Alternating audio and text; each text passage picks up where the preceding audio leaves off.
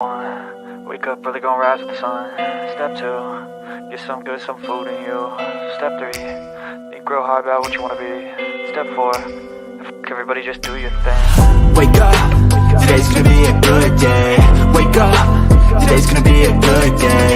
Wake up, today's gonna be a good day.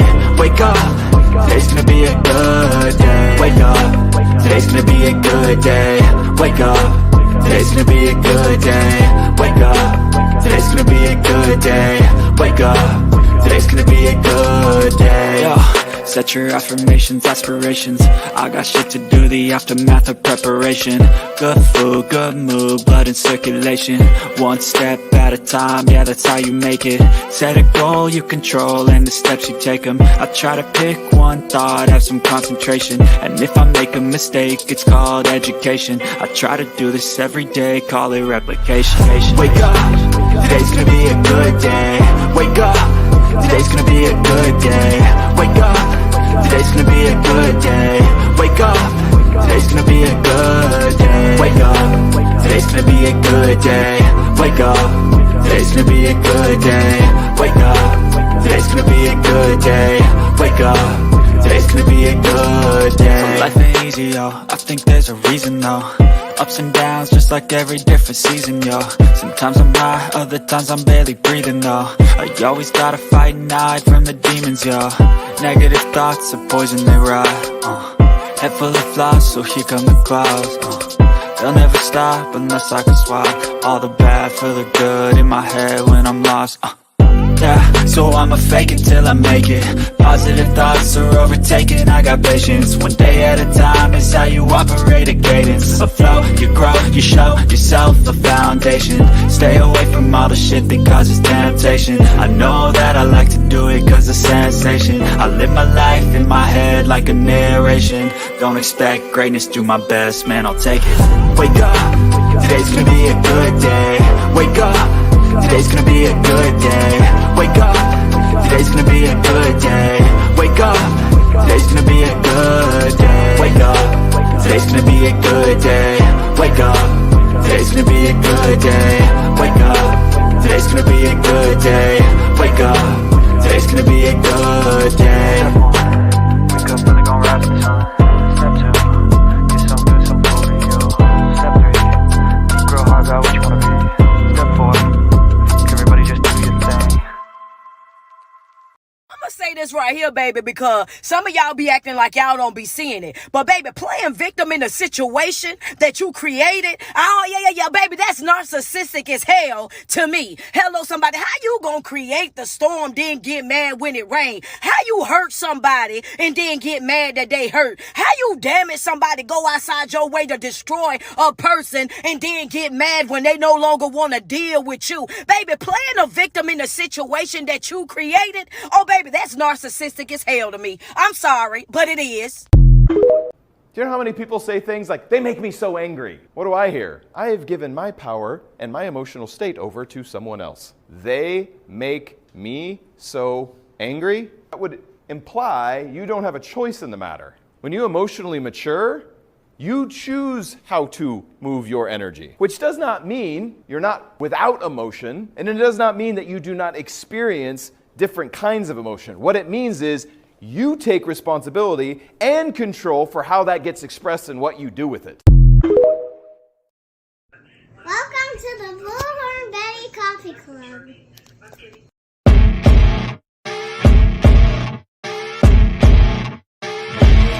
As you wake up in the morning, you want to find the latest, greatest information about criminal cases and have an intuitive conversation about the suspects associated with these cases. Head over to the Bullhorn Betty channel on YouTube.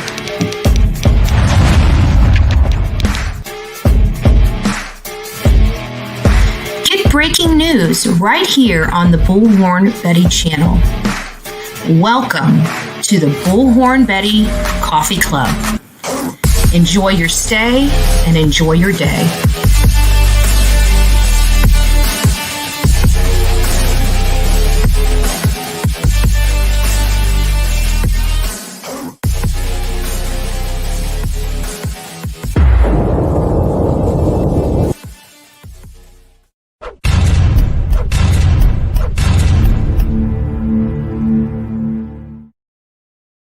What is up, my beautiful coffee club? I hope you're having a great day, and I hope everybody's ready for this week, right? It's Monday. It's Manic Monday for you guys. And yes, I'm starting early today because, quite frankly, I've been working a lot here lately, and I'm ready to go first thing Monday morning.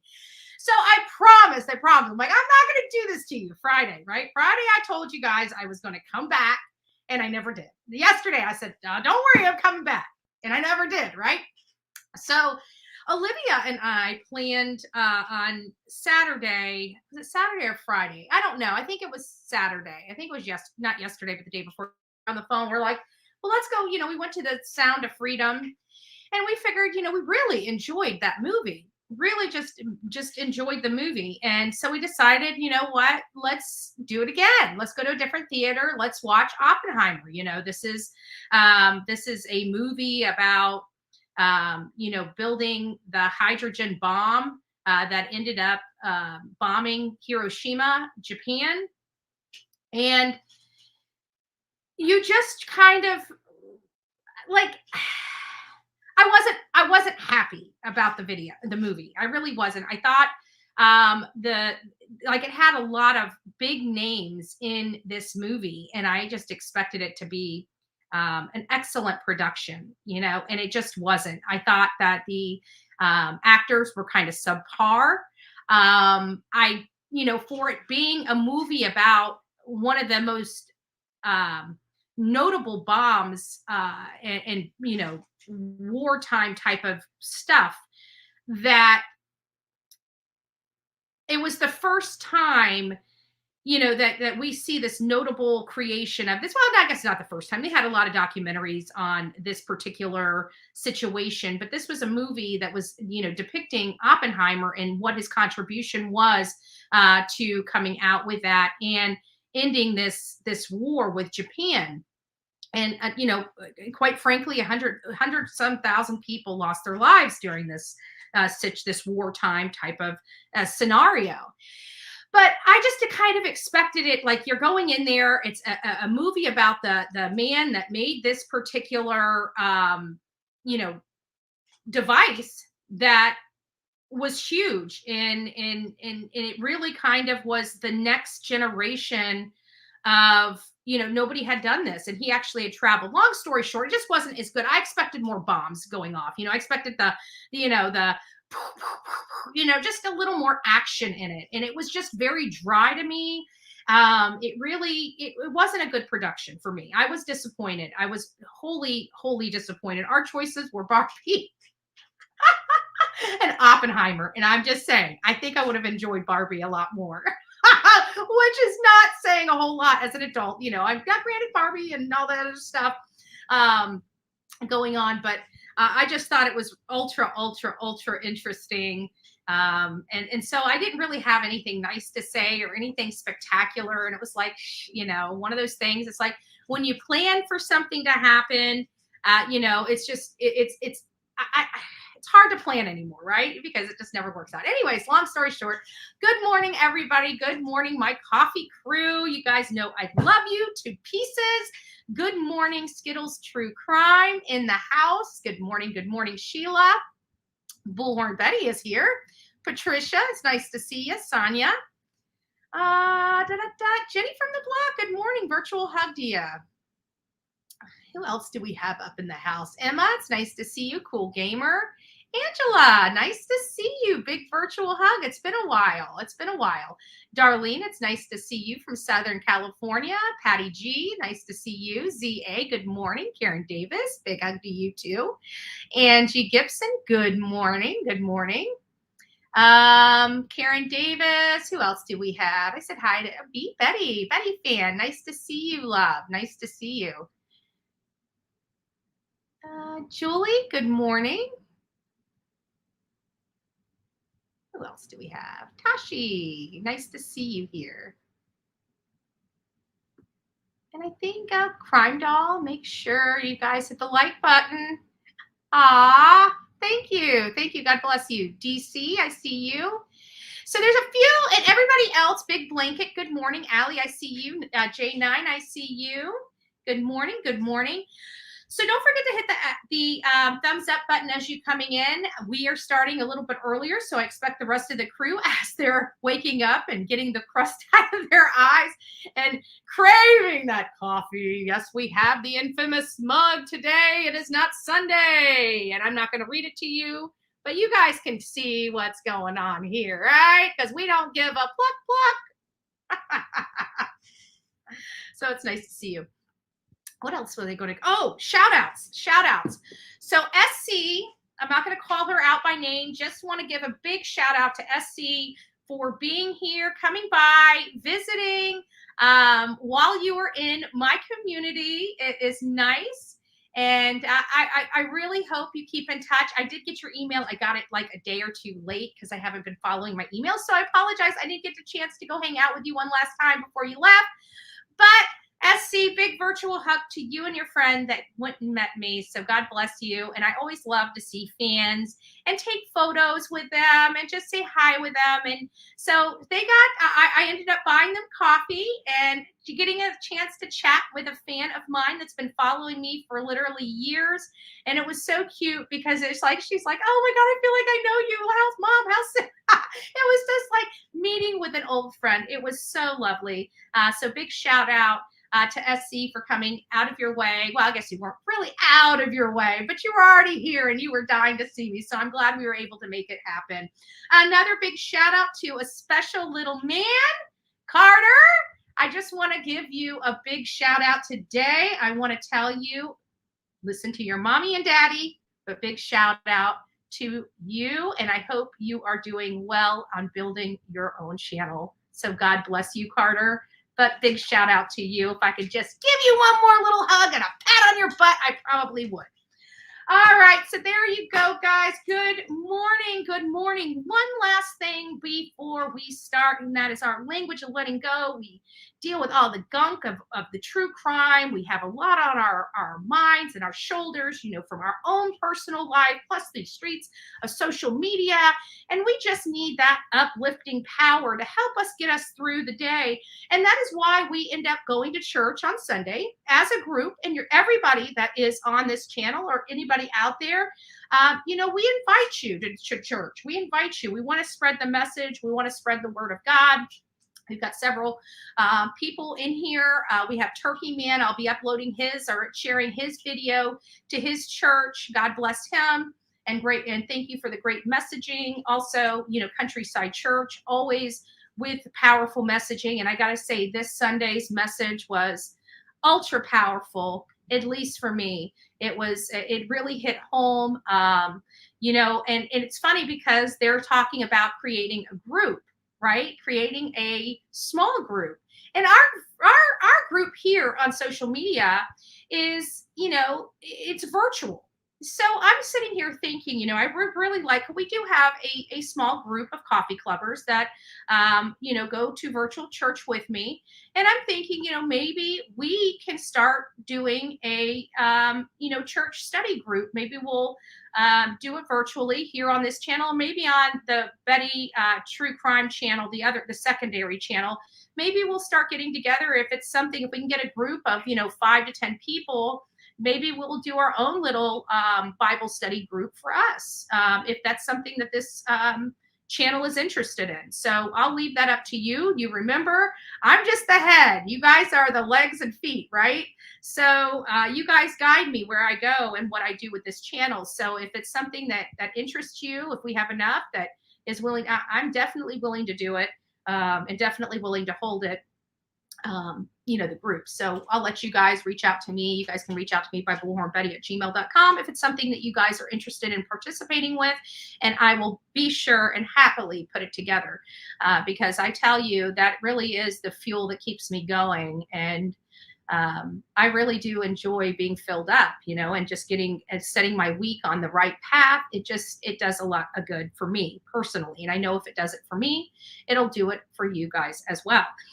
So during the last week, we learned about never saying never, the nevers need to go. We talked about breaking down the walls.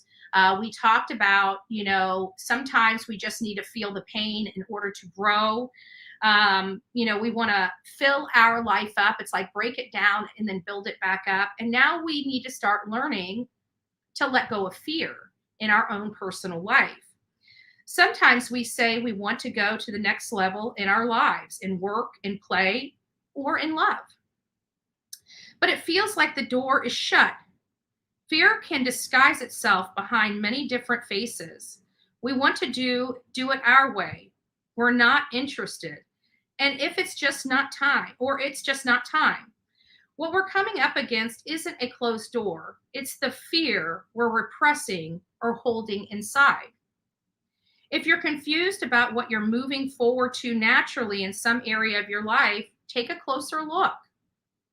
See if you've got some hidden fear that might be holding you back. If you're blocked in trying to move forward, remember to feel and release your fears first. Then see if it wasn't just the key you needed to unlock and open that door. God, help me see, feel, and release my fears moving forward in my life. We hear all the time about how we're self-sabotaging. Ever heard that word? Has anybody ever used that word to you where they say you're self-sabotaging yourself? You're self-sabotaging yourself. That has a lot to do with that internal fear.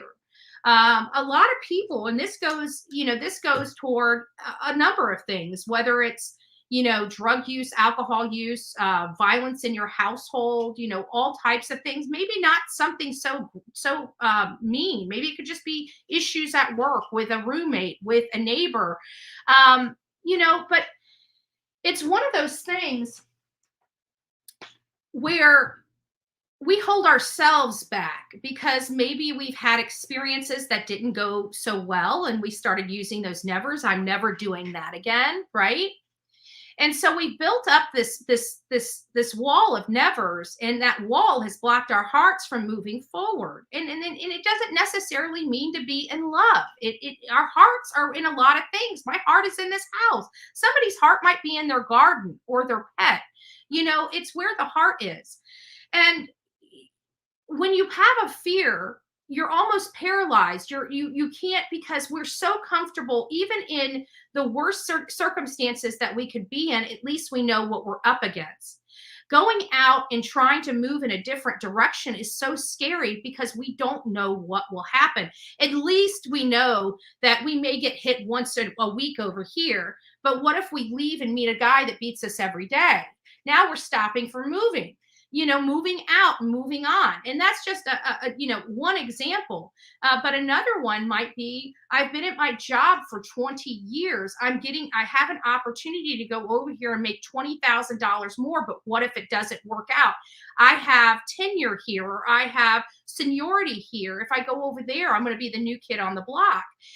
So you have to really let yourself go and trust that internal voice, as scary as it may be. I can promise you, if I were to listen to my heart, I probably wouldn't be anywhere today. I had to leave my heart where it's at, and I had to start using what's upstairs.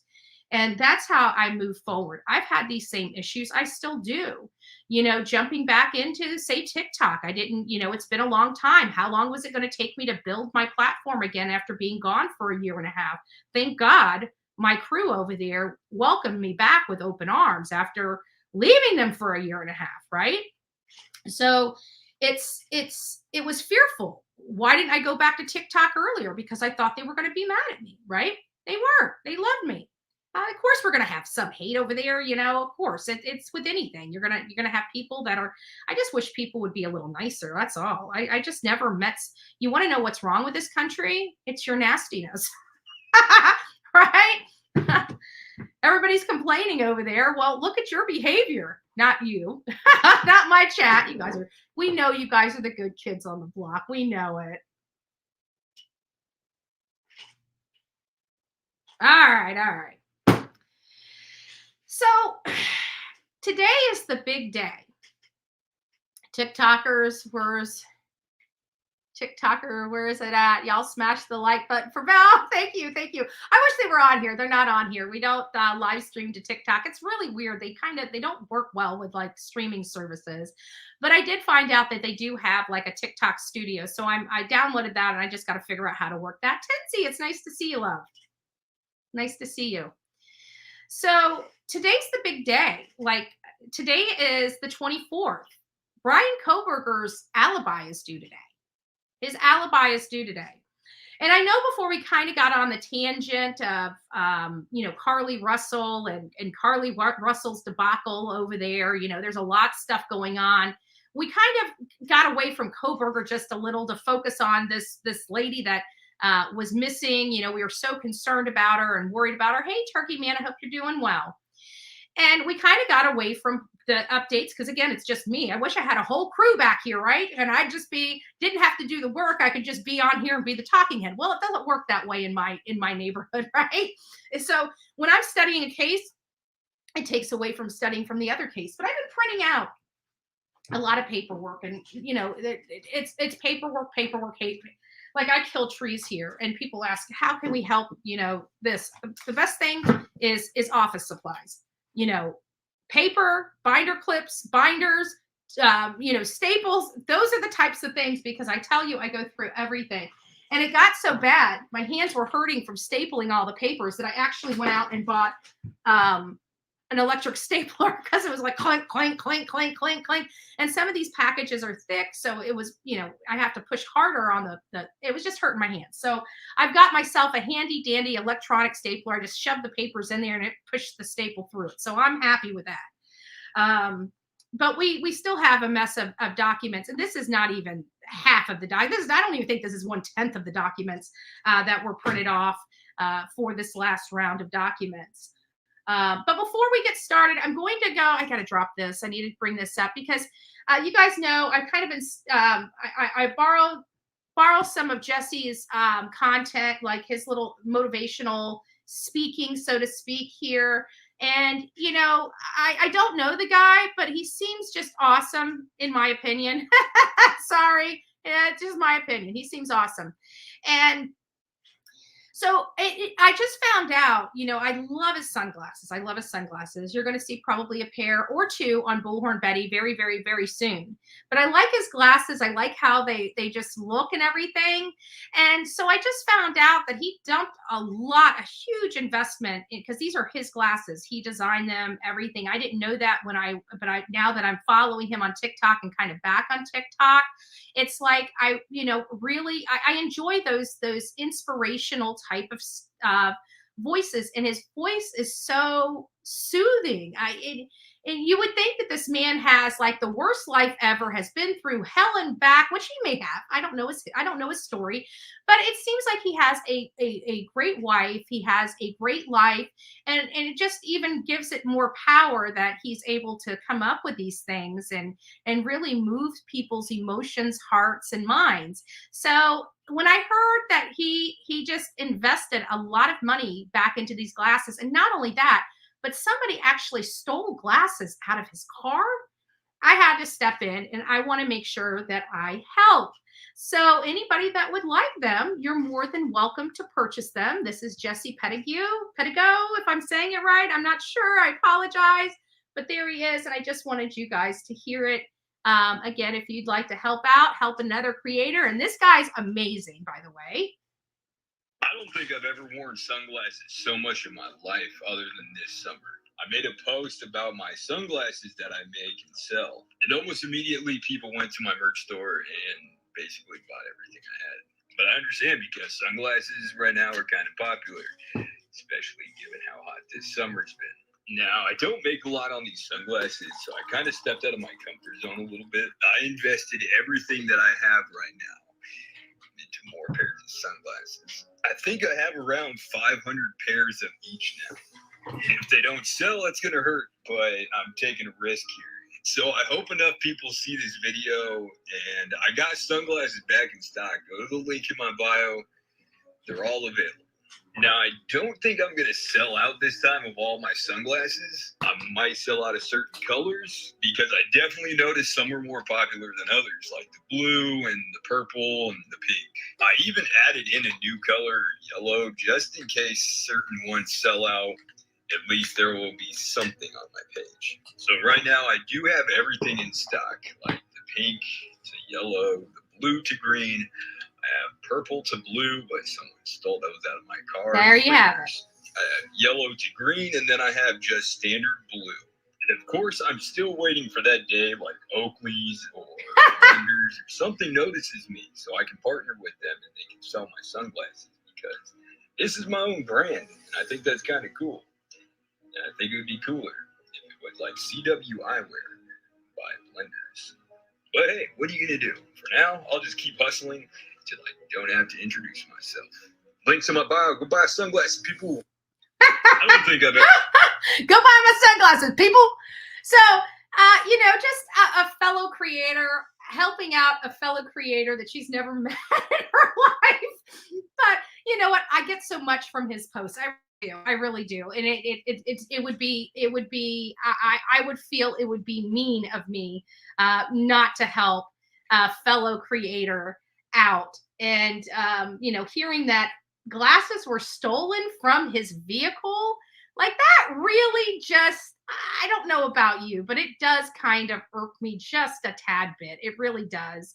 And I love those glasses too. I hope they look good. We'll find out. We'll find out if I'll have his glasses on my face. I'm going to go and purchase my pair. I'm not sure what color I'm going to get yet, but I'm definitely going to purchase my pair. And again, I don't have the link. If one of my mods wants to find, he's on TikTok, wants to find a link to his merch store for those glasses, they can plug the link into this chat. But we definitely want to, help him out. And not only that, a great product to boot, right? And those glasses, like I've seen glasses that don't even look that good cost $200 freaking. I think his glasses are like 15 or 16 bucks. Like seriously, you'd be like, if you like that style, get them. You're not going to find a cooler style at a more affordable price. So God bless him and his efforts. So either way. Back here. So now we're going to get right into the Kohberber thing. I think I'm done with all of my messages. I know that there was a Amber Alert that went out yesterday for a 1-year-old girl. And I want to let you know that she has been found safe. They are still looking for the man that took her. I'm still unclear and hazy about the facts surrounding the case, but at least the 1-year-old child is in fact okay and healthy. So that's a plus. Let me find my pens. Here's where the Idaho 4, this is where we're getting some of our information. I've been monitoring wrong one. I've been monitoring the posts. I've been monitoring all the information of releases because, quite frankly, I think that the court system is starting to play games with the public, which is really starting to irritate me because at the end of the day, this is a public trial of a man that could very well lose his life, and the public has questions and they want to know. And this pushing out of the public of a public trial, I totally and wholeheartedly do not support. I do not support, and I hope enough social media and mainstream media also vocalizes their non-support of this behavior from our court system. At the end of the day, a man could lose his life, and we want to know what in the world they have against this man. Now, granted, the affidavit of probable cause alleges a lot. But again, it's allegations, it alleges. It is not concrete fact until we see it. And while that is saved for trial, my biggest concern is why a judge, a prosecutor, and a defense team would coordinate together to push the public out when a man's life is in jeopardy.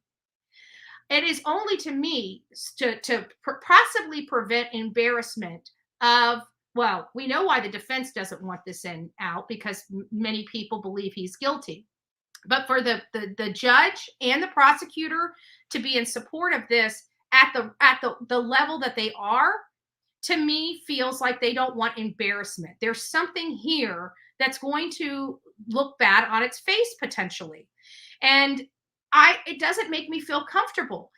And even if that's not the case, why are you cultivating an environment that's breeding that kind of thought process because of the lack of information? We are entitled to some information.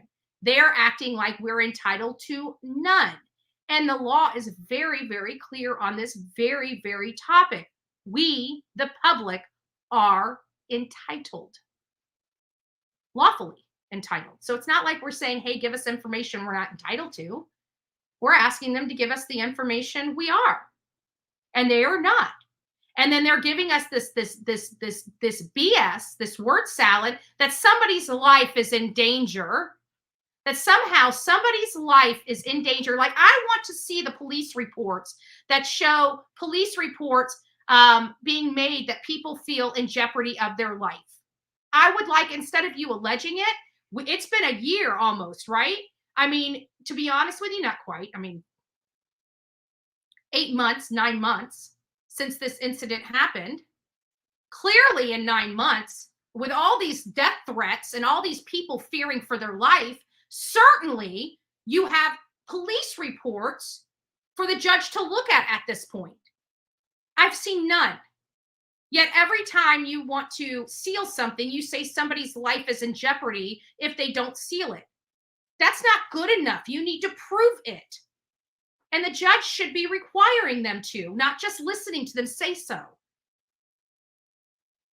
So I don't know how that's going to work, but it's a public trial. I believe it should be in the public. You know, I have been in trials before for a multitude of reasons, from civil to other things. You know, for me, it's a public trial. People can come see it. I just had a credit card issue, right? The hate channels were sending people to go sit in and listen to it. Why? Because it's a public trial. I think it's a little sick and twisted that you're sending people to my court hearings, but hey, that's okay. We've got that on record too. So, and we've got it on tape where one of your people called into my court hearing when it was supposed to be for attorneys only. Got that recorded too.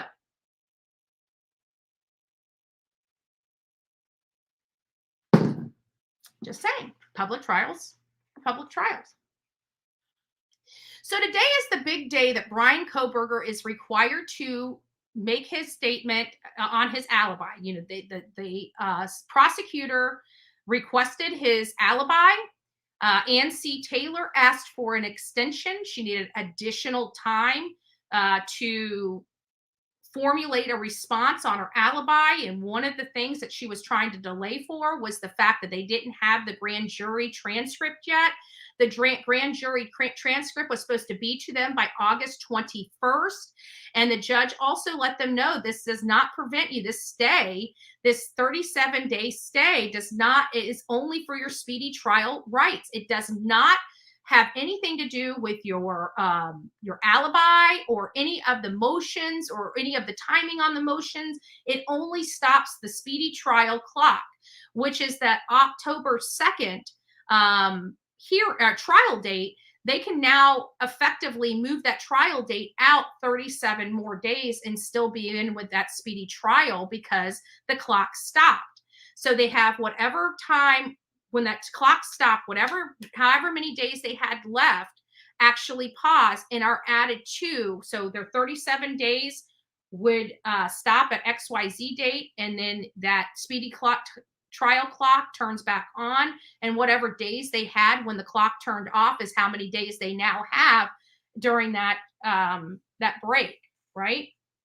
So right now they can technically push that trial date out 37 more days, pushing it to, what would that be? December, the first week in December potentially. Yeah, Susie Sue, I'll be getting to Rex here in just a second. I'll be getting to Rex, well, not just a second, when I get through all of this. So I found it interesting because, and I can't pull it up here because, again, the court systems are playing these games where they're putting they're turning the court system off. And I'm getting tired of it all these little games this court is playing is making me feel very uncomfortable, because why are you playing these games? You have more important things to worry about, like making sure this man has a proper defense and a fair trial. Why are you worried about, why are you causing more work for your people at court, like shutting off dockets? And don't tell me that this is a computer glitch that's been going on for a week. I know for a fact, with all the techie people that I've worked for in law firms and everything else, they usually go in there at midnight, and by the next morning, everything's working again.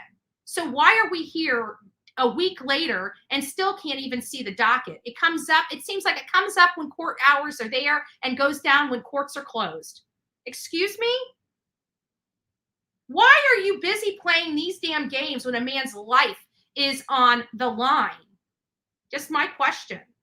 Doesn't make sense to me. Doesn't make sense to me. Just saying. So in this Newsweek article, it basically goes through, obviously the breakdown of, the history behind it, how Bryan Kohberber, he was so excited to get, well, not excited, I guess that's not the word to use, but he was, I don't know what the word would be. Eager. There we go. Eager to exonerate himself. Remember when he was in Pennsylvania, he waived his extradition because he didn't want to fight it. He was eager, according to his public defender in Pennsylvania, eager to get back and prove his innocence and all this other stuff. He was eager to be exonerated of the crime. Well, he didn't plead not guilty. He decided to do a stand in silent, and the judge entered a plea for him, pleading not guilty. And because he stood in silent, he's able, according to the law, able to challenge the indictment itself. And so it doesn't sound like they're focusing anything on the indictment other than the process used to pick the jury that sat down and heard the evidence and ultimately indicted Bryan Kohberber. So now, as I stated, they were going to be delaying, that this is something that I expect. And like I told you, no matter what she did with this whole motion to stay related to the, challenging of the indictment, the judge kind of met the defense kind of in the middle, saying, hey, you know what, we'll stay your speedy trial rights, but all the other clocks are still going. And if you can come up with proper challenges of the indictment, we will reconsider the stay even further or even more encompassing. But at this point, it's a little premature, is what the judge basically expressed related to the defense motion to stay the case. So during all of this, the defense had already previously requested Bryan Kohberber's alibi, and it was almost a few days, but it was fairly immediately after, it may not have been the day, but it was, in close proximity to when they received that motion, that Ann Taylor approached the court for a stay in order to challenge that indictment, and also to extend the time slot on when to respond to this alibi. And so the judge agreed that he would give them until July 14th to come up with the alibi, the written alibi to provide to the state prosecutor. And so far, they have taken this alibi up to the very deadline date. And so I'm curious as to find out whether or not they are going to be providing the actual alibi, or if she's going to attempt another extension of time in order to provide that alibi. I would think that in light of them just receiving the transcript on the 21st, and that's if they got it on time, in light of that and not having a whole lot of time to digest that, it probably wouldn't be uncommon for her to request another extension. There have been multiple extensions that I've seen over the course of different cases, throughout. So these extensions, are typically, I don't want to say they're freely given, but they pretty much are, unless it's being challenged by the state not to do that, because right now the state is challenging. I can't show you guys on the website because it's not up, but they are challenging motion to reconsider order staying time for speedy trial. And the state is basically stating in this particular document that Bryan Kohberber has already partially waived his rights to speedy trial, and they go to arguing it and saying that they want to keep the trial at October 2nd. That's what they're saying. Now, do I believe that from the prosecutor? Let me be honest with you, okay? I try to be as informative to my audience as possible when it comes to this stuff. Right now, it is the benefit of the state to push this case forward. It's going to be just as difficult for the state to prosecute this case. They still have to build the trial regardless. So I don't really believe that the prosecutor really wants an October 2nd trial date. You know, this is what you call legal strategy. So I don't necessarily believe that he is really wanting that October, like everybody, even I can tell you, even on the prosecution, they want more time to prepare. Everybody wants more time to prepare, but they have a job of pushing this case forward and not giving Bryan any leeway. And so that is why they want that October 2nd deadline trial date, as opposed to it being extended. I can tell you, just monitoring all these criminal cases for the last few years, we know that this case is not going to go to trial on October 2nd. I just don't see any way that it would be able to. I mean, we don't even have all the forensics back yet. And here it is July. Like, you have 3 months to get everything back, get it indexed, get it cross-referenced, have, you know, Bates numbers come, you know, is automatically, they assign those. So it's easier. The Bates numbering system is easy to keep everything together. But still, I mean, you're talking about thousands and thousands of documents. Now, granted, a good lawyer, a good law firm is building this case as they're seeing this. So it's not like they're waiting until the last minute to build the case. They're already referencing and cross-referencing these things immediately as they're getting them, you know, as they're receiving them in and responding to them and whatnot. So that is already happening. Just take a minute here and see what I've got going on here. I think we're doing so far so good. Let me just check a few things if you don't mind. I just want to thank you all for being here this wonderful morning. I hope you guys are learning something new. If not, I'm just thankful that you're here hanging out with me and our crew. And make sure we're doing good on this side. Perfect. We're doing really good. All the stuffs are hitting right where it needs to be hitting behind the show. So that is wonderful.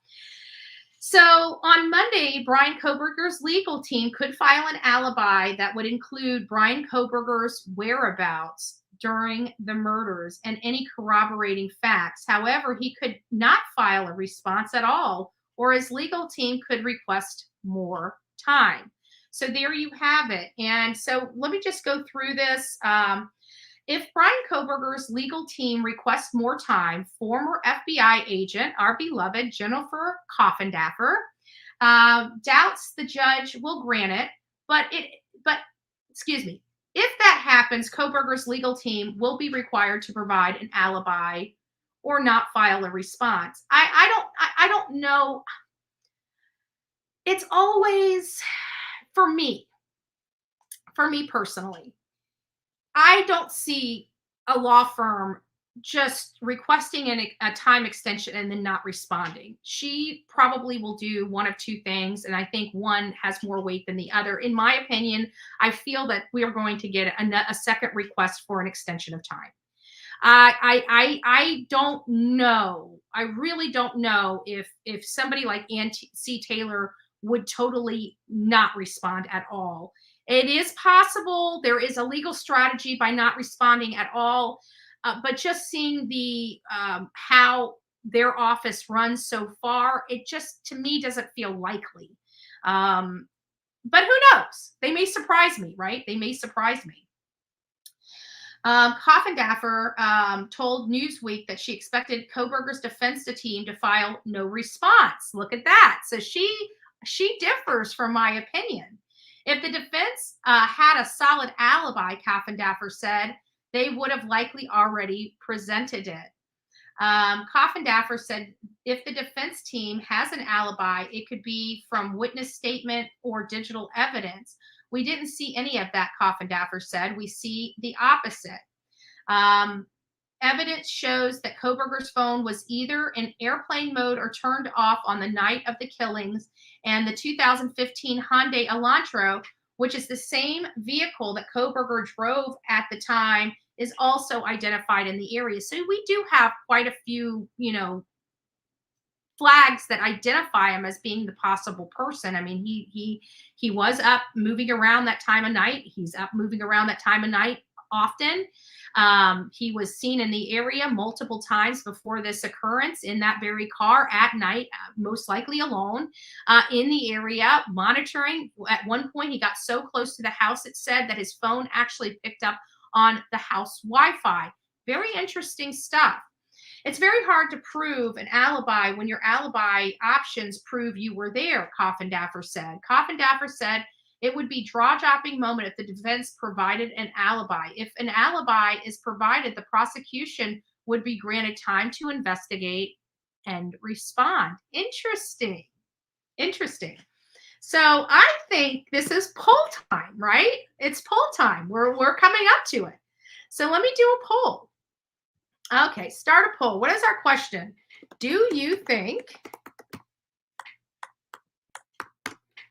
BK will provide an alibi or not?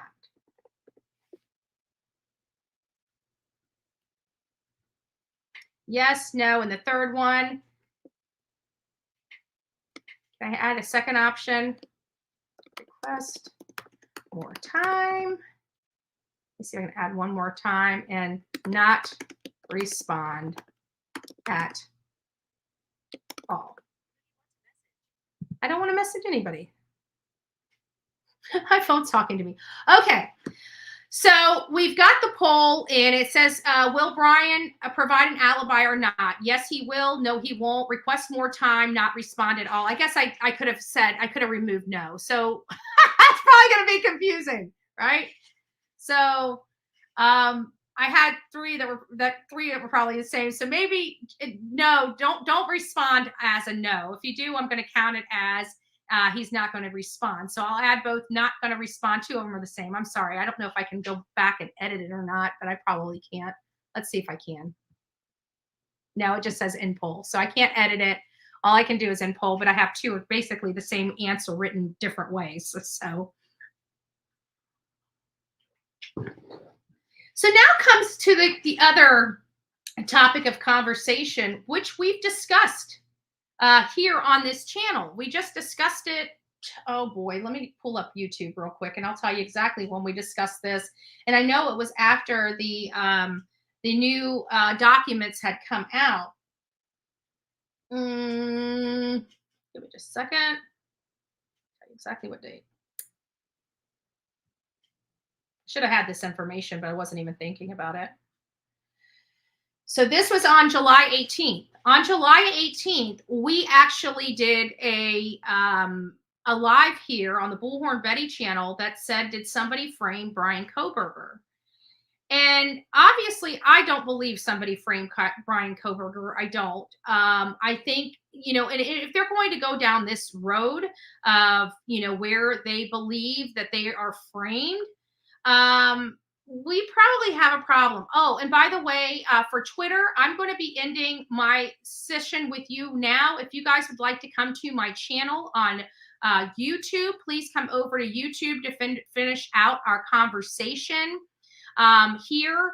But it's at YouTube at Bullhorn Betty. Bullhorn Betty. So if you're following me and watching me from Twitter, I will be ending your session now. And if you guys can just go over to YouTube and you guys can follow me over there as well. I really do appreciate that. Hold on a second. Let me go ahead and end it. I should be. There we go. So long story short, we are going into the Idaho 4. We have this very informative affidavit of probable cause. Affidavit of probable cause, which outlines all this stuff related to Bryan Kohberber. And then we find out, that the state wants his alibi. The state's challenging a lot of different things. But when it comes to him being framed, I think it is a poor strategy for defense. I really do. We're going to discuss it. Give me just a second. There's somebody. Hold on, let's see what's going on here. Oh, okay. Sorry guys. I thought somebody was in my mod chat. We're good. We're good. Where was I?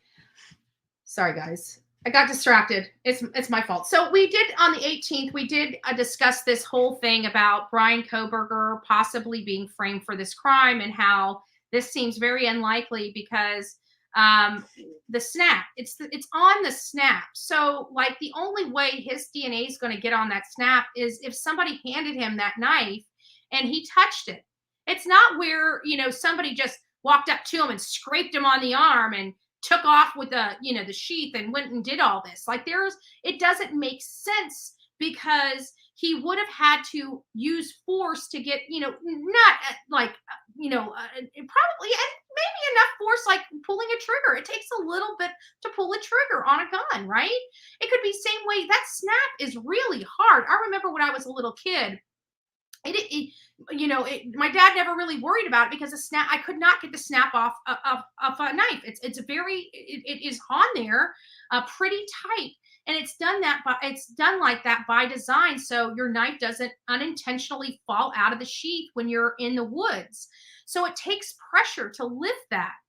So this whole planting of evidence doesn't make sense. One, why would law enforcement plant evidence on your client? We're talking about 50 days into the investigation, and he was named by a completely different source within a few days of the couple weeks of the investigation. His name was already being brought up. So let's say that even if they toss this knife sheath out with the DNA on it, they still have a pretty strong case against Bryan Kohberber that they're going to have to explain. So this idea that the evidence was planted, I think, is a terrible strategy. But if it's all they have, it's all they have. That's what they have to defend him on. And quite frankly, that's all they have. When your phone is in airplane mode, it will still show up trying to connect. Not necessarily Who Cares I Do, because we're learning about that now. Well, we learned a little bit about the whole phone stuff with Alec Murdaugh. I truly believe that some apps are still following people, even in airplane mode, but I can't prove that. They're saying nobody said, 8th or 9th time now. Yeah, nobody's setting Bryan up like that. Doesn't even make sense to me. Like, who would want to? Why would somebody just point him out and say, ooh, this weird guy over here at this university, he has to have done it. He's a criminology major. It must have been him, right? We have thousands of criminology majors across this country. It wasn't them that was being pointed at. And they're also further alleging that law enforcement looked at nobody else. Are you kidding me? Looked at nobody else, just zeroed in on your client?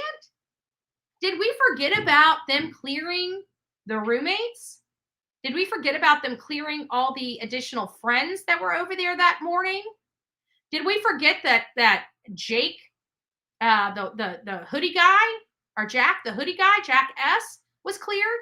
Did we forget Jack D was cleared? Did we forget Jake was cleared?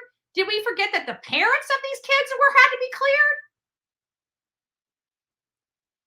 Did we forget that the Uber driver for the food had to be cleared? Obviously, teachers had to be cleared. And the defense wants us to believe that they just honed in on their client and didn't look anywhere else? Interesting. I'm not sure what everybody else saw. Heck, I'm not even sure what Ancy Taylor saw, or what Bryan Kohberber saw for that matter. But I can tell you what I saw. And I saw a lot of people being cleared of a crime. And in order for you to be cleared of a crime, you have to be on a person of interest list. They have to decide whether you're a witness or a victim. So I disagree. But let's go through this just a little bit. And it comes back to genetic genealogy and DNA were used to identify Bryan Kohberber at the center of the Idaho 4 murder case. Kohberber faces the possibility of a death penalty, which we know. The defense is now suggesting, which we discussed because we had learned about them suggesting this idea that the information may be planted. We learned that on the 18th, which I believe this was dropped on the 17th, may have been the 14th, but we didn't receive it until that Monday on the 17th. And so Kohberger's defense attorneys wrote this objection that they wanted to see how many other potential suspects were overlooked. I don't like that. You know, they're going to have to say the language they need to say, but I don't like the language overlooked because it doesn't seem like they overlooked anybody. And as far as I'm concerned, it looked like they looked at everybody. And again, including the parents. The state's argument asks this court and Mr. Kohberber to assume is that the DNA on the sheath was placed there by Mr. Kohberber and not by somebody else during the investigation that has spanned hundreds of members of law enforcement and apparently at least one lab the state refuses to name. Because this is what I'm seeing from the defense. The defense is arguing this state lab and wanting to know that they had nothing to do with the extraction of the DNA. That was done at the state lab. The state lab is the one that created both models, the STR and whatever one SNP for the and I might have them backwards, but I think the SNP is for the genetic genealogy databases, and the other one is the actual DNA profile that they use in these criminal cases. There are two different types of profiles. So they're only focusing, but it was the profile itself was done at the state lab. They just sent their work over to this other one so the FBI could do some, some tree building. Some family tree building to see if they could find a lead that would lead them to the person that may have committed this crime. But the state lab had nothing to do, or that secondary lab that they refused to identify had nothing to do with that. All they did was upload the sample into their system so the FBI could utilize it to build a family tree. That's all they did. And the prosecution is saying, wait a minute, that has nothing to do with our case. That's something the FBI did on their time in an effort to give us a lead. This has nothing to do with our investigation. It was just an additional lead to us. We were already on Bryan Kohberber from the law enforcement at Wazoo that located his car. And we have the DNA on the knife sheath. The genetic genealogy database has nothing to do with this case.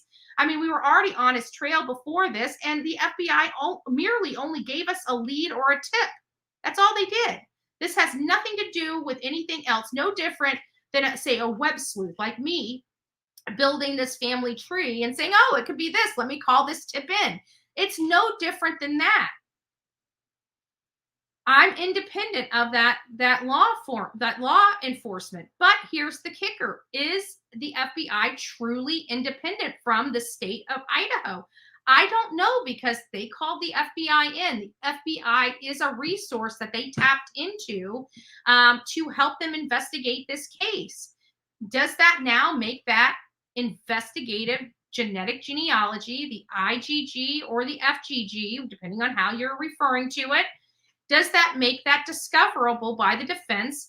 If it's not a scientific experience, it's available to everybody in the public, and it was merely a lead from the FBI to them. Would that really constitute making that discoverable to the defense?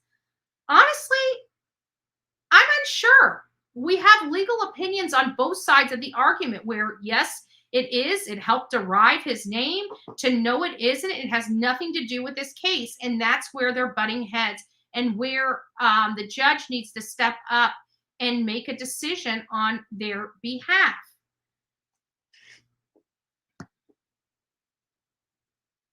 See if there's any more information in here. Bryan Kohberber's defense attorney claims the accused killer has no connection to the 4 university students who were stabbed to death in their off-campus housing in November. He's got a connection somewhere. I can tell you that. Because if that's the case, he's got no connection to them. Can you, Ann C. Taylor, please explain to me why his phone showed up in their area 11 other times prior to their death? On a dead-end road? Like, what was he doing back there? He goes to Wazoo. Doesn't seem like he has any affiliation with friends or anybody from the University of Idaho, begging to question why he was in that area all those times in the middle of the night, so close to the house he could connect to their Wi-Fi. It's a little suspect. That's all I'm saying. If no connection, let's have that alibi. Exactly, Susie Sue. Exactly. So I think that's it for that one. And then I have this bizarre, it's a story that came out, on the Daily Beast about how disheveled, we know that Bryan Kohberber, we've heard from the very beginning of this case when Bryan Kohberber was identified, some of the students came out and said that he was the hardest TA. They weren't really happy with him. They were constantly, upset with how they were grading the papers, how he would be ruder and grade women's papers differently. He had multiple meetings with his professor where they weren't seeing eye to eye. The professor told him he wasn't acting right. And then they even had this whole plan for him to kind of fix his attitude, fix his behavior. And it doesn't appear that it happened. And he even argued with his own professor, making his professor feel stupid or try to look stupid, because Bryan has to be the smartest person in the room at all times. That is just in his mentality. It's in his behavior. That's what makes him tick. He needs to be the smartest person at all times.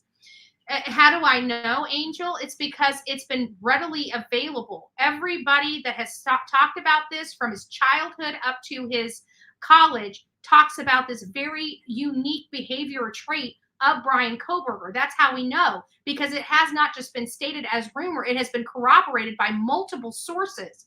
That's called corroboration. Okay. When you have multiple people saying the exact same thing, they corroborate their own statement, making it fact. That's what that corroboration, that's what that means.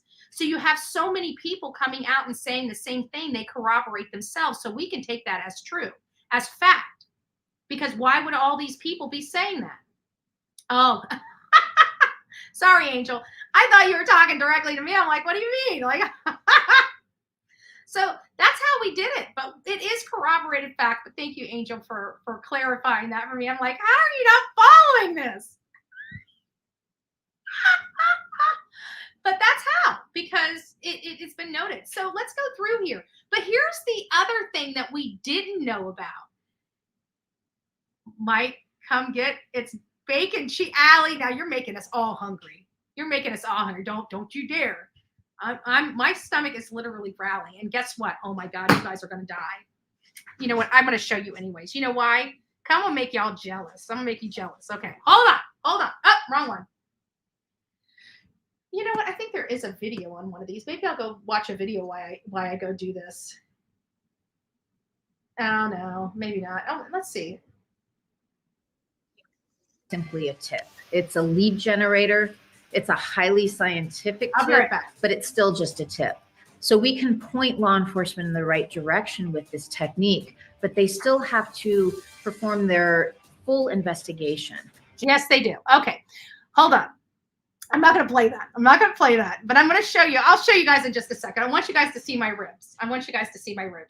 I've got ribs that I'm cooking today. So anyways, let me just get through this. Apparently there was this podcast called The King Road Killings, and it just goes over this. Well, apparently a few of the students, which we've known, have come out and talked about this many times, about his behavior after the killings. But what we didn't know is that he was disheveled. after the killings too. It wasn't just that he lightened up on their testing and stuff like that. He had stubble on his face. His hair wasn't.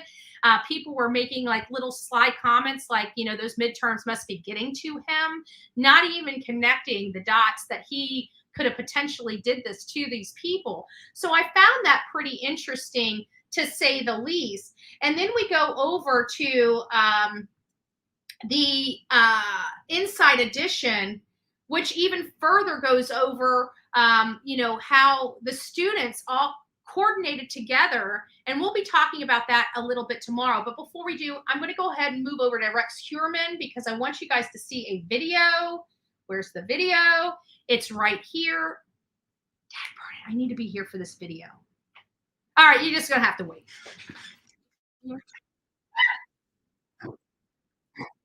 Sorry. Hold on, guys.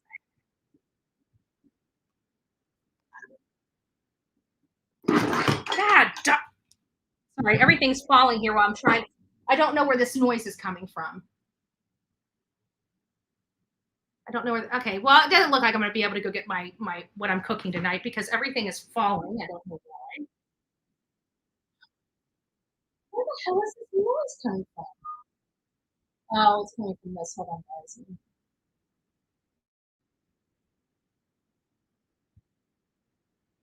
Oh.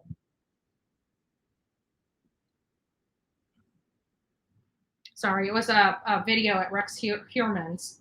I don't know how this thing got so, it fell and it just like untwisted, and but I can't stand this because this thing's starting to fall all the time now. And I don't understand it. Why is it not staying up where it's supposed to stay up? There we go. It should be more sturdy than that. Anyways, that was fun. I got literally nothing that I wanted to get done, and this thing just does not shut up. For the love of everything that's holy. Okay, here is the, I want you guys to watch this. This is the craziest video ever. And I want you guys to hear something that this is the video that I think he tells some really alarming details that if you listen clearly, I think we know how he's killed some of his victims. Was a rumor that he was buying D from Bit. I don't believe any of that. Nobody, listen, this is just, and I'm not saying to you, Angel, because I've heard this. I believe this is a university, so naturally there's going to be, you know, those types of things around a university. They're young kids. They're away from their parents for the first time. No, I think that if this is what I truly believe, if Bethany was doing that, they would have known that a long time ago, and that would have been in that probable cause affidavit. They would have needed to make that, because that would have actually bolstered the state's case that yes, he actually has a connection by way of Bethany Funk in this dealing and stuff like that. So I don't believe it because of those aspects. Like that would actually have helped the state's case. That would have been a bold statement for the state to make in that probable cause affidavit, that they truly are linked together, and they're linked together by this roommate. That would actually, he's innocent or guilty.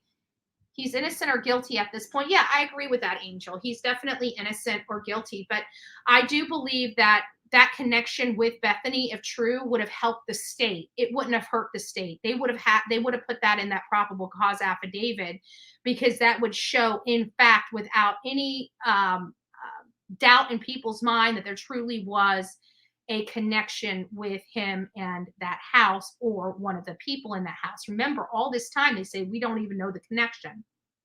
So I understand that. Is Taylor even allowed to say to reporters that Funk is going to testify?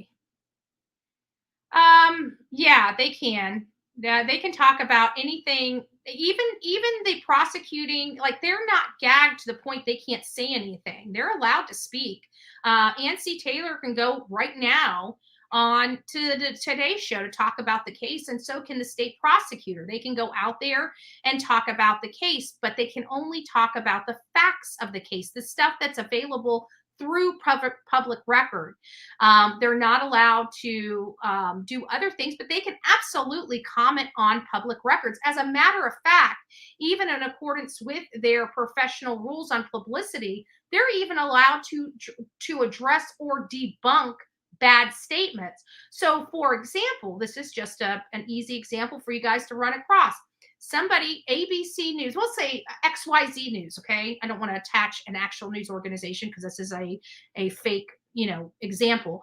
XYZ News organization, what would be a good example of that?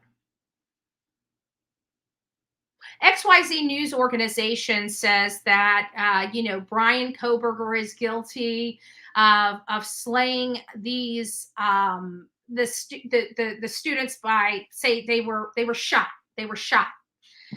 That is absolutely incorrect information. They weren't shot, they were stabbed. So technically, the Nancy Taylor could come out and say, I just wanted to address the misinformation here. I wanted to make sure that the public knew.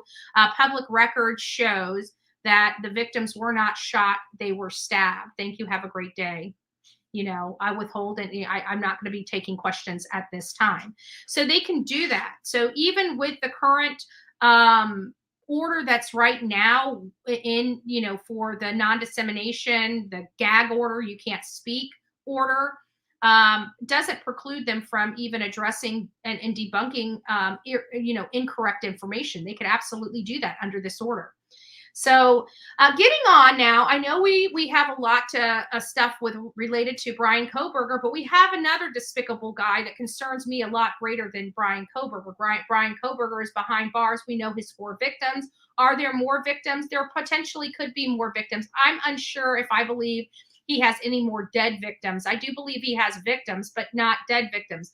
Rex Heuermann has been able to kill for 20 some odd years. We don't know to the tune of how many bodies are with him or associated with him, but it's quite scary because we definitely have 3 that they have charged him with, 4 he's the prime suspect in, and then we learn that there are 4 possible additional victims from the 2006 era over in Atlantic City, and we're also learning that a blonde lady over in Las Vegas was also disappeared that they believe may have been a victim of Rex Heuermann. But the crazy thing is, and the connection is, she came from New York. Was she on the plane with him? Then we find out that he has a property in South Carolina, and his brothers owned a property in South Carolina for years. And it almost appears that he purchased the portion from his brother, because his brother hasn't been paying taxes. So I don't know if he now owns his brother's prior property or if this is a section of the property that his brother owns. I'm still unclear about all of this with this property. What concerns me is there are lakes on the property, and that concerns me greatly. And here's another concern I have. One of the neighbors saw Rex Heuermann in that county a couple weeks ago, a couple weeks before his arrest, not a couple weeks ago, because it's already been a couple weeks now, but a couple weeks before his arrest. That scares me. I believe somebody lost their life when he went and visited, and maybe they don't even know the girl is missing yet, but I truly believe he wouldn't have gone there without a victim. This might have been the reason why law enforcement chose to act. He's been to South Carolina in the past. We definitely know he had to have been there at least in 2021 when he purchased the property. He had paperwork he needed to sign. Now, granted, I was in real estate. You don't necessarily need to be in the state to sign documents, and purchase property. I've done a lot of deals from people that never even saw, that purchased the property sight unseen from California or New Mexico or Arizona. We went and did the video. They needed this house. They purchased this house. Everything was done electronically. We sent all the documents, closing documents, to their attorneys in whatever state that they were in, and it didn't affect the closing. So there is a possibility, and I just want to make sure you know that he didn't need to be in South Carolina to close on that property. He could have closed on that property in New York, but I have a funny feeling he wouldn't have. He would have wanted to celebrate, which just turns my stomach, because his type of celebrating and my type of celebrating are 2 totally different types of celebrating. But when I heard this interview, it turned my stomach because it has more meaning today than it did when he gave the interview. What do I mean by that? I want you to listen. And I really want you to pay close attention to the specific words coming out of this man's mouth. You might have a commercial.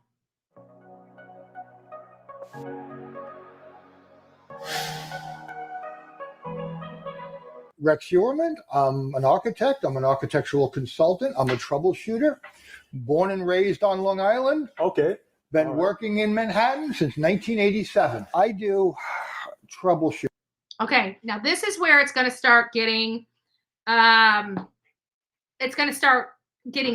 creepy for me. You know, when this interview, if I would have saw this interview pre this story, I wouldn't have had any red flags. But now that we know who this man is, I want you to listen to his words. Architectural troubleshooting, and negotiations with the building department. Okay. What I mean by that is, do we do the standard stuff with the building department? Handle your filings. I have other clients who are a lot of other architects, and we'll handle their interactions with the building department. Yeah. Especially out of city architects, because they're a little afraid of the city. And when a job that should have been routine suddenly becomes not routine, I get the phone call. Gotcha. Whether it's an old building and they need somebody that understands and can maneuver the 1938 building code, or the current building code. It's going to run out. This is not it. This is not the full video. I got to find the full video. I thought I had the full video. I don't have the full video. Hold on here. There needs to be the full video. Anyways, he goes into, let's see if this is it. Maybe they have the full video. Give me just a second. I've got to find the full video because he starts talking about this little hammer. And I need to find it. Let me go to videos.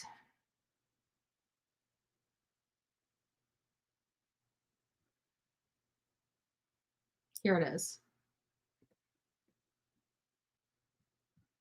If I can play it. So while it's loading up and going to decide whether I'm going to be able to play this video or not,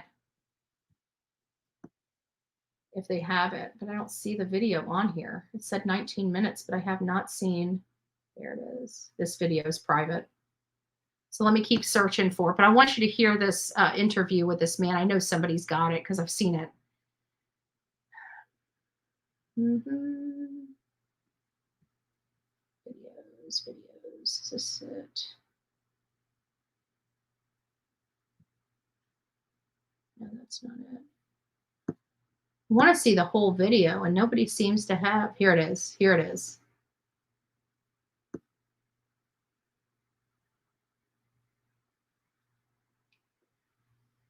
It looks like it might be. I'm going to try a free month. This one is video. Skip ad. Is this it? No, it's not. It's just another advertisement. I saw a video. Let me see if this is it. That's not it either. So it seems like every video related to this interview is now privated. So I'm going to go over to Christine's YouTube page. I know she had it because that's where I saw it.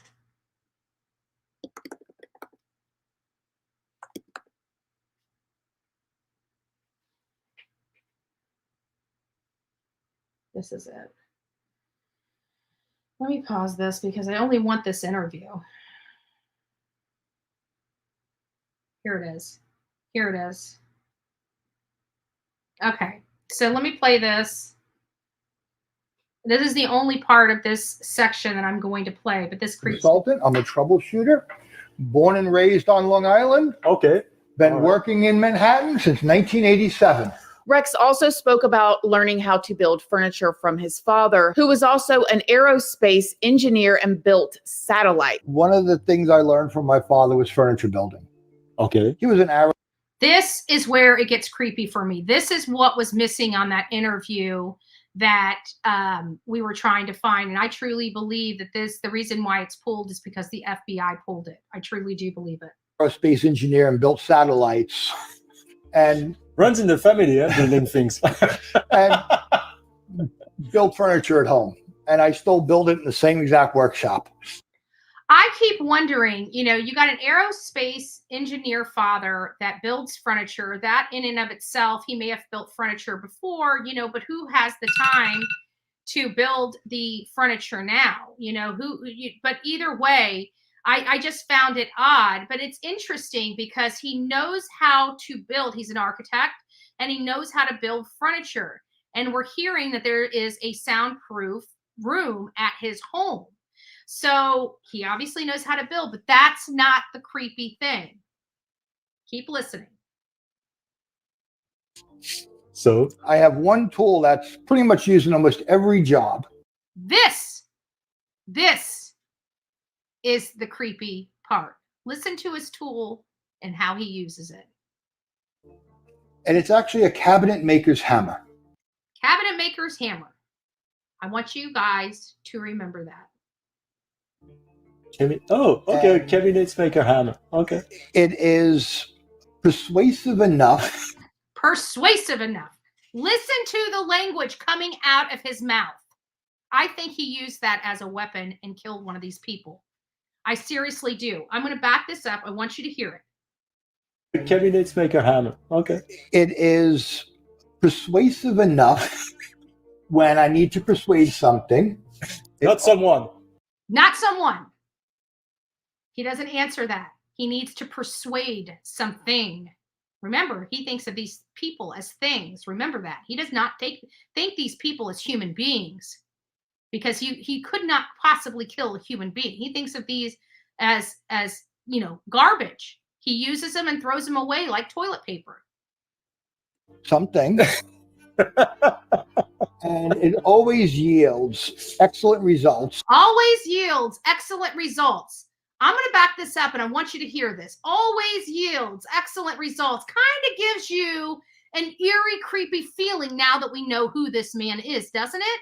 Now, if you were just listening to this, in 2022, you wouldn't have thought anything of this conversation. But now that we know who this man is, that hammer and being persuasive really does have a whole different meaning. And at the end of the project, whatever piece of furniture or woman, what I'm working on, it always helps it come out beautifully. It always helps it come out beautifully, as if it's art. Now, I want you guys to hear it. I'm not going to interrupt it. I want you guys to hear this again. When I need to persuade something. Not someone. Cabinet maker hammer. Okay. It is persuasive enough when I need to persuade something. Not someone. Something. And it always yields excellent results. Yeah. And at the end of the project, whatever piece of furniture or whatever what I'm working on, it always helps it come out beautifully. Did he think that what he was doing to these women were art? Is that what he thought that's what makes me say that I believe he's used this hammer at least on one person. At least.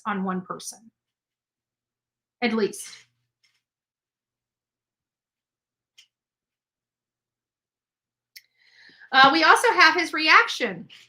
What happened to him? How did he react whenever he was arrested? Well, People magazine said Rex Heuermann, the man police allege is the Long Island serial killer, was very quiet. He was very, very quiet upon his arrest. I actually had an opportunity to see the video of his arrest, and he was walking down the road on the phone when they came up, kind of surrounded him from all angles of the all angles of where he was walking, and he just seemed to freeze. He wasn't combative. He wasn't fighting them. He obviously was just very quiet when people arrested him last Thursday on allegations of murder. I believe once one of our officers said he had him under arrest, he said, "Why?" But that's pretty much the most I was being told as to what he said. Police read Heuermann his Miranda rights, and Heuermann said he wanted a lawyer. So that is pretty much, and he's been quiet since he's been over at Riverhead Correctional Institute.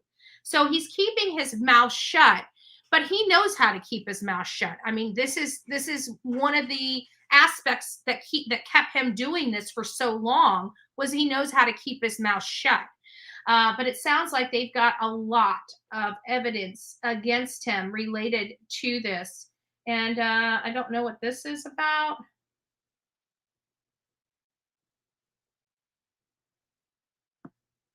Oh, it has nothing to do with anything that I'm covering right now. So that really is it, guys. I don't really have any more much to say about that. If you guys would like to check me out on TikTok, please do. I put spurts of information into TikTok throughout the day. I do shorts there. I may start throwing some of the shorts over here if you're interested in it. But we'll see. We'll see.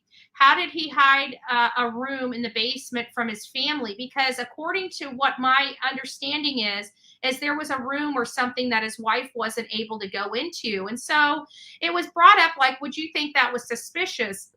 I'm not sure. When you live with somebody for so long, you kind of just, you take them and accept them for who they are and all their, weird ticks. You don't, when you're with somebody, you don't think that person is capable of something like this.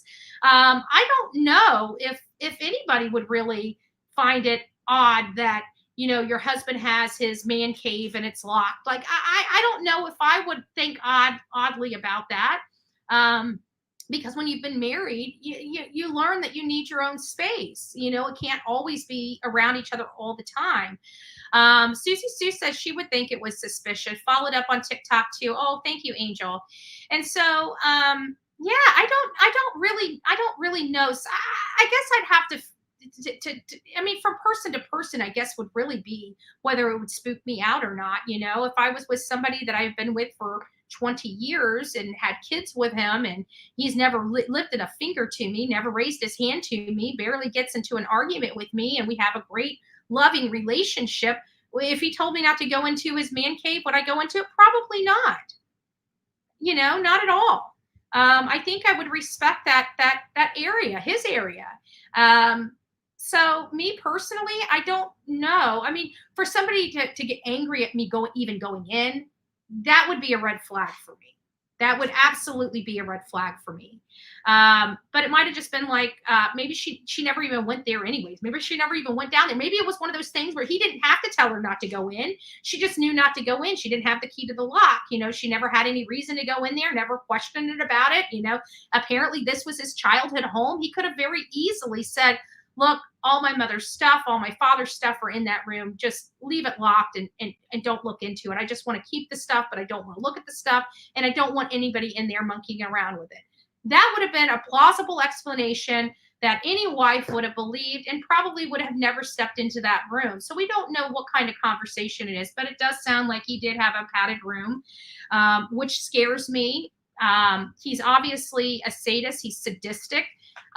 He craves,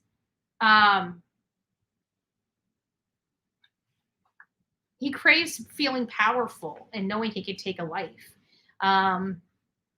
It excites him for whatever reason. It's disgusting. But with his brother being so weird, and we're learning about his mother too. I don't know if you guys know that, but apparently his mother was very overbearing.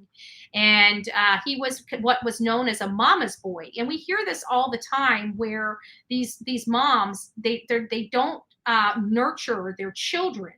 And we've seen this in several serial killers, this overbearing mother that doesn't provide any nurturing to their children. And probably a very abusive household that nobody knew about. I mean, these are big boys that wouldn't say boo to anybody. You know, I've got some friends there. I have two friends of mine that are twins, huge guys, big teddy bears. And, you know, they have a loving mother that's nurturing to them, that loves them. And, you know, I would never think that these boys would ever, they're too sweet and kind. They're not soft-spoken or shy. They're very outgoing. So there's a difference. You know, parents, in many cases, are loving, caring parents. But in some cases, they're not. I mean, look at Billy Joe, right? Look at Leilani Simon. Billy Joe, for many people that didn't follow the Quentin Simon case, Billy Joe literally has 2 children in jail right now. One that was convicted of murder and one that's on trial for murdering her son. Now, you tell me, that is a woman that majorly effed up her children. She was drugged. She was a drug addict. She sold herself. And I believe, in the back of my mind, this type of behavior, I believe her children, Leilani and her brother, were SA'd by their mother, and why they're so messed up in the head. That's what I truly believe. And I've said that since day one. These kids are entirely too messed up for it not to be something really violent and grotesque. And I believe Billy Joe was the kind of mother that would have done that. I could be wrong. But she seems like the type of mother that would do something like that. And she obviously did something to both of her kids, for both of her kids to be in jail for the same type of crime. So parents have this huge effect over their children, which we all as adults understand that. But when we see these cases of these serial killers, we hear a lot about bullying in school. You know, I'm totally against bullying, cyberbullying, all of that. I'm totally against it. And and it's a felony to do it against a kid, right? But back in these days, they didn't have those. And I'm hearing that his mother was overbearing and domineering. He was a shy kid, and he was picked on a lot in school. And I'd have to think that that was the same for his brother, because his brother appears to have the same types of tendencies. I believe his brother has been complicit in some of this. I believe his brother knows about some of this stuff. And I believe his brother may be a lot the same. I really do. I believe his brother may be a lot the same, but again, he may not.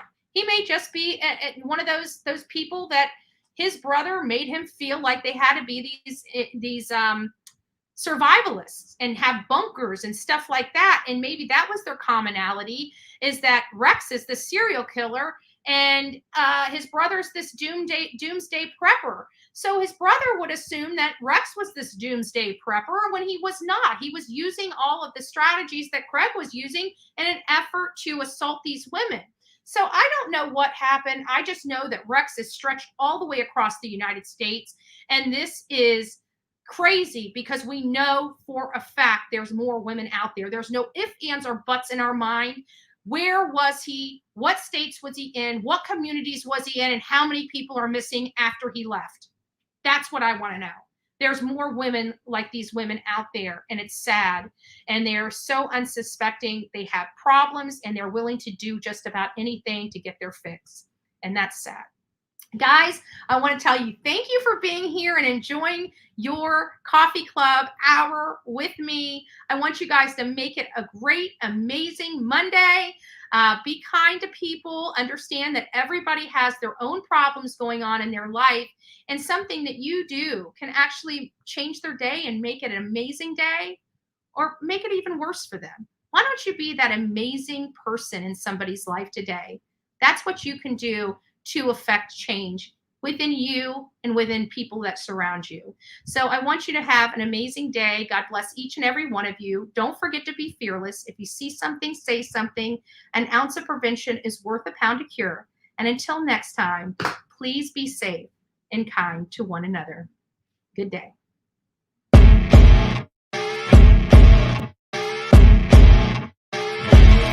As you wake up in the morning, you want to find the latest, greatest information about criminal cases and have an intuitive conversation about the suspects associated with these cases. head over to the Bullhorn Betty channel on YouTube.